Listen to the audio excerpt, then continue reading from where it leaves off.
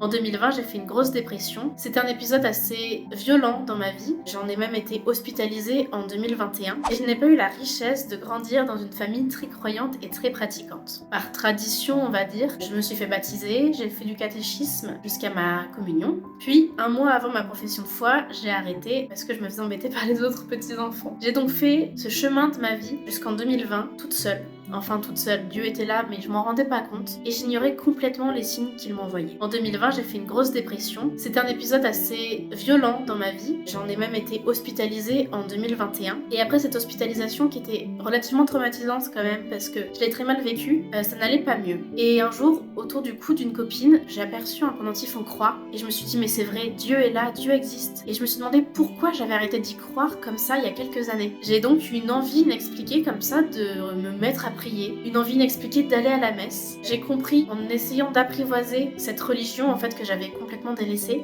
que en fait j'avais beau prendre tous les médicaments du monde et tous les antidépresseurs que je voulais, si j'avais pas cette épaule, ce roc sur lequel m'appuyer, jamais je m'en sortirais. Pour finir sur ce cheminement, j'ai décidé d'aller au bout et de demander la confirmation. Alors j'aime bien dire que à travers mon retour de foi, j'ai vécu une renaissance. Le beau hasard qu'il y a, même s'il n'y a pas de hasard, il n'y a que des rendez-vous qu'il y a eu dans cette situation, c'est que ma confirmation tombe le jour de mon anniversaire. J'ai concrétisé ma renaissance par le jour de ma naissance.